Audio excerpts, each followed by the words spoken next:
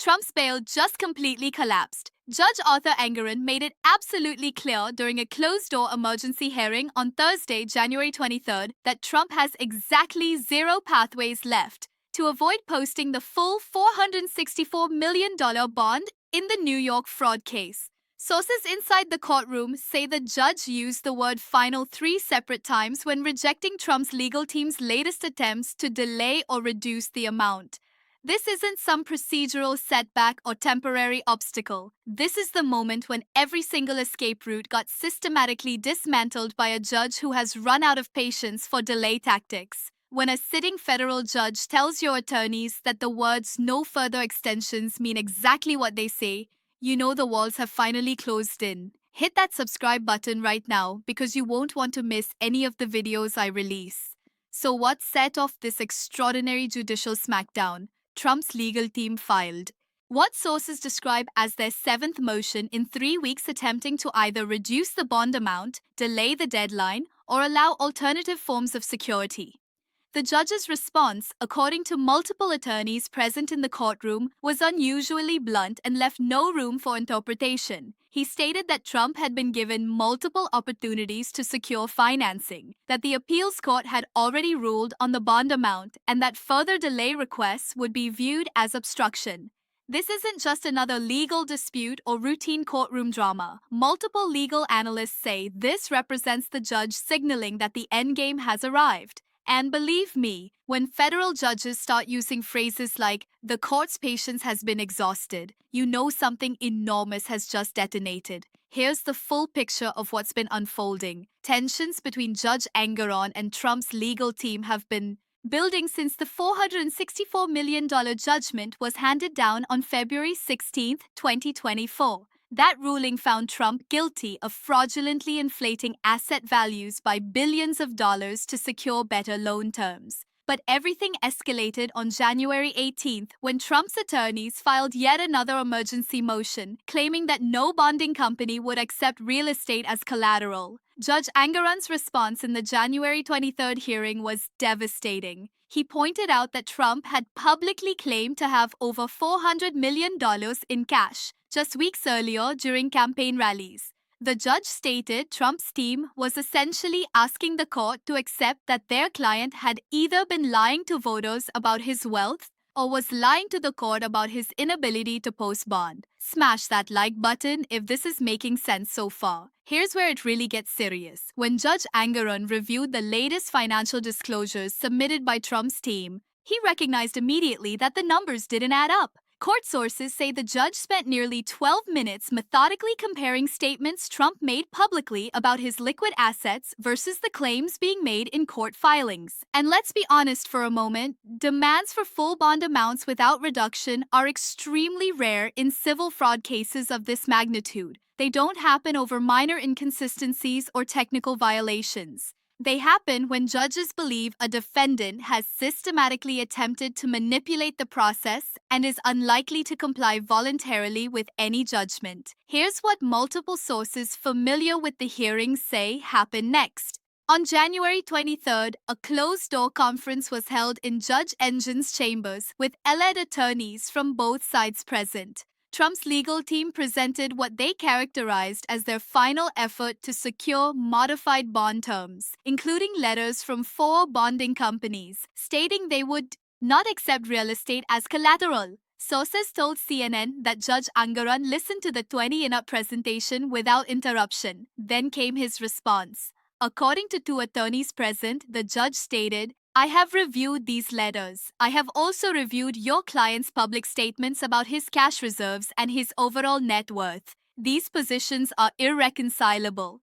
Christopher Kesey attempted to interject, but Judge Engoron cut him off. "Counselor, your client has options. Sell assets, secure different financing. What your client cannot do is claim wealth when it benefits him politically while simultaneously claiming poverty when financial obligations come due. Drop a comment right now if you saw this coming. I read every single one. Now things get absolutely explosive. The moment Judge Engoron finished that statement, Trump's lead attorney, Alina Habba, stood and requested a brief recess to consult with her client. The judge denied the request. He stated that the court had provided more than adequate time for the defense to prepare alternatives and that the conference would proceed. What happened next was described by attorneys present as virtually unprecedented in New York civil litigation. Judge Engoron laid out a timeline with specific dates and specific consequences. He stated that Trump had until 5 p.m. Eastern Time on Monday, January 27th, to post the full bond amount or provide proof of an irrevocable agreement with a bonding company for the full $464 million. If that deadline passed without compliance, the New York Attorney General's office would be authorized to immediately begin enforcement proceedings. That means asset seizures, property liens, and potential freezing of bank accounts. The judge made it clear there would be no further extensions, no additional motions for reconsideration, and no emergency appeals that would halt enforcement. This move sent shockwaves through the legal community and Republican political circles. When a judge with Judge Engoron's reputation for procedural caution starts imposing hard deadlines with immediate enforcement consequences, it signals that the normal give and take of civil litigation has ended. Legal experts noted that the judge's language eliminated any ambiguity. The claims that this is political persecution or partisan overreach collapse when you look at the actual record. Trump's team has filed 7 motions in 3 weeks. The judge has reviewed financial disclosures, bonding company letters, public statements, and campaign finance reports. The pattern he identified wasn't bias, it was contradiction. This isn't the first time a prominent defendant has faced this type of judicial ultimatum over bond requirements. Think back to Bernie Madoff in 2009. After his arrest, Madoff's attorneys argued he should be released on bonds secured by his Manhattan penthouse. The judge rejected the motion, stating that Madoff had demonstrated a pattern of deception. The key similarity is the judge's focus on credibility. When a defendant's public statements contradict court filings, judges view it as evidence of ongoing deception. Then there was the Enron situation in 2004. Jeffrey Skeeling attempted to use company stock as collateral. The court rejected it, noting that the fraud charges involved inflating that stock's value. The parallel is clear. If your alleged fraud involves misrepresenting asset values, courts are skeptical of accepting those same assets as bond collateral. Subscribe immediately if you haven't yet. And let's not forget Trump's own previous bond issues in the Carroll defamation case. Initially, his team argued they couldn't secure the $5 million bond quickly. Then, when the judge set a firm deadline, the bond appeared within 48 hours. That pattern of claiming impossibility followed by sudden compliance has clearly influenced Judge Engoron's current approach. Now, however, the stakes are exponentially higher. We're not talking about 5 million, we're talking about 464 million, and this time, the judge has made it clear he's not playing the same game. The pattern couldn't be clearer. When defendants claim financial inability while simultaneously projecting wealth, judges eventually reach a breaking point where further accommodations end. So what allegedly triggered this unprecedented judicial response? According to legal analysts, Judge Engoron's decision was driven by a fundamental credibility gap. Trump's attorneys claim posting a bond of this magnitude was essentially impossible without using real estate. They cited industry standards requiring approximately $557 million in liquid securities for a $464 million bond. Here's the kicker. Just 17 days before filing that motion, Trump appeared at a rally in Manchester, New Hampshire, where he stated, "I have almost $500 million in cash sitting in accounts right now." The New York Attorney General submitted the video clip as evidence. This wasn't a policy disagreement. It was a direct factual contradiction between public statements and court filings submitted under penalty of perjury. Don't go anywhere. The most explosive part is coming next. And here's what should alarm everyone watching this case. This isn't just about one bond motion or one hearing. If defendants can make contradictory claims about their financial status, depending on whether they're courting voters or facing legal obligations, the entire civil justice system loses its foundation. Once courts determine they cannot rely on financial disclosures because defendants treat different forms with different levels of honesty, the precedent becomes that only the most aggressive enforcement measures are viable. At that point, there's no going back to trust-based negotiations or voluntary compliance. This puts Trump in a nearly impossible position. On one side, he faces enormous political pressure to maintain the image of vast wealth. His entire brand, his campaign messaging, and his appeal to voters depends on the perception that he's a uniquely successful businessman. Admitting he cannot access $464 million contradicts that fundamental narrative. That means he's incentivized to keep claiming substantial liquid wealth publicly. On the other side, he's forced to reckon with actual legal obligations that require turning those claims into reality. He now has to explain to his political base why, if he truly has nearly $500 million inaccessible cash, he's fighting so hard to avoid posting it as bond. The contradiction isn't theoretical anymore. It's playing out in real time with a 4-day deadline. And here's the tricky part. There's no credible defense that resolves both problems. Either Trump actually has the liquid assets he claims, in which case his court filings claiming inability to post bond are false and potentially sanctionable, or he doesn't have those assets, which means his campaign statements about his wealth were deceptive. Legal analysts see this as a situation where Trump's strategy of maintaining different narratives for different audiences has finally collapsed under judicial scrutiny. Legal and constitutional experts are calling this a watershed moment. Andrew Weissman, former FBI general counsel, told MSNBC that Judge Engoron's approach represents a judicial response to what courts increasingly see as gamesmanship. He explained that when defendants have resources to file endless motions, judges eventually must draw bright lines. The hard deadline with immediate enforcement eliminates the incentive to keep filing delay motions. Joyce Vance, former U.S. attorney and University of Alabama law professor, told NBC News that courts operate on the assumption that parties will be truthful in their filings. When that assumption breaks down because public statements contradict sworn submissions, judges lose patience quickly. Do me a favor and slam that like button because it genuinely helps this video reach more people. Even Jonathan Turley, a George Washington University law professor who has frequently defended Trump, acknowledged the bond issue presents serious problems. He emphasized that once a judgment is entered and appeals are pending, courts have legitimate authority to insist on compliance with standard bonding practices. So let's break down what this could mean. First, the immediate political impact is enormous. If Trump cannot post the bond by January 27th, the Attorney General will begin seizing assets. That likely starts with bank freezes and property liens. 40 Wall Street and Trump National Golf Club in Westchester could face liens. The visual of Trump properties being seized would dominate campaign coverage. Second, it creates credibility problems with voters. Polling by Morning Consult found that 61% of Trump's supporters believed his net worth exceeded $5 billion.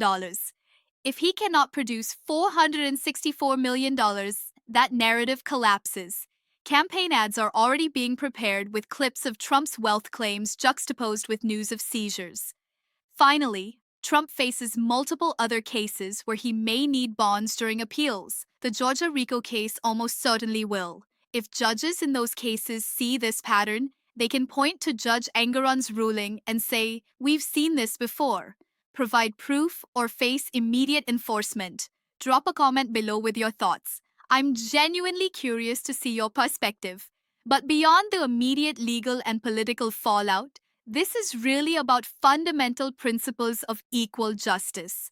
The American legal system operates on the premise that court orders apply equally regardless of wealth or status. Bond requirements exist to ensure defendants don't simply flee or hide assets while appeals proceed. If wealthy defendants can avoid posting bond by claiming their wealth is tied up in assets they're unwilling to liquidate, while less wealthy defendants sit in jail because they can't make bail, the system loses legitimacy. Judge Engoron's ruling reinforces that bond requirements aren't suggestions or starting points for negotiation. They're obligations backed by enforcement power. This scenario is causing absolute panic within Trump's inner circle.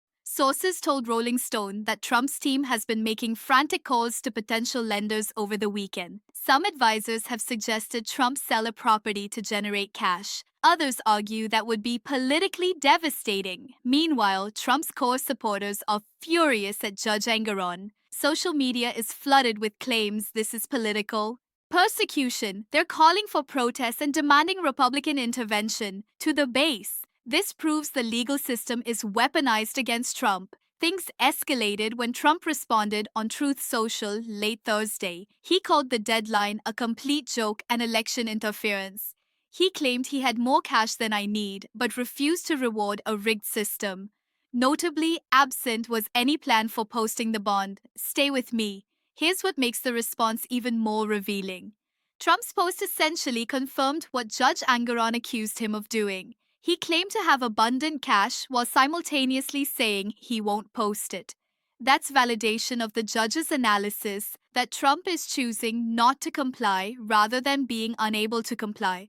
When your public response is, I could do this, but I won't, you've handed prosecutors the evidence they need. Barbara McQuaid, former U.S. attorney, tweeted that Trump's statement was essentially an admission of contempt. She explained that courts distinguish between defendants who genuinely cannot comply and defendants who refuse to comply. Trump's post made it clear he's in the latter category. This goes far beyond one bond requirement in one civil case. It's about whether the American legal system can enforce judgments against defendants who have resources to wage endless procedural warfare. If Trump successfully avoids posting this bond despite the court's final deadline, it signals that wealthy defendants can ignore court orders by filing endless motions. That precedent affects every future case involving powerful defendants. If this blows your mind, hit that like button right now. Here's the situation. A federal judge has given Trump until Monday, January 27th at 5:00 p.m. to post $464 million or face immediate asset seizures. Trump's public statements claim he has the money but refuses to post it. His court filings claim he cannot access sufficient liquid assets. The judge has made it clear that this contradiction is why he's imposing a hard deadline with immediate consequences. Keep a close eye on this story. The New York Attorney General has reportedly targeted specific Trump properties for potential seizure. Legal teams are preparing enforcement actions that could be filed as soon as 5:01 p.m. on January 27th. Meanwhile, Trump's advisors are split on whether to sell assets or dare the court to follow through. Voters are watching to see whether the legal system can actually hold Trump accountable. Before we go any further, smash that subscribe button so you never miss content like this.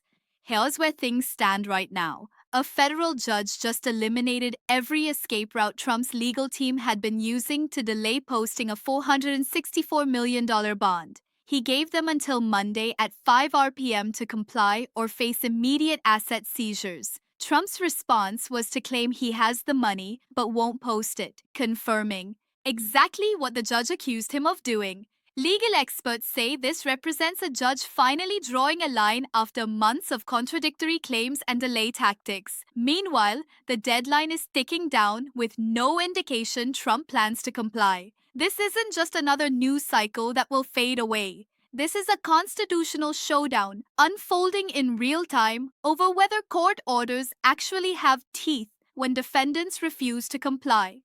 What happens at 5 p.m. on Monday, January 27th, could determine whether the American legal system can enforce judgments against politically powerful defendants or whether sufficient wealth and political support create practical immunity from court orders. The evidence is in the public record. The judge's deadline is explicit. The enforcement mechanisms are ready. Now we wait to see if judicial authority still carries any weight when confronted with a defendant who has made it clear he has no intention of voluntarily complying. The stakes have never been higher, the credibility gap has never been more obvious, and the constitutional crisis has never been more immediate. Pause for a second and hit that like button if you're finding value in this coverage.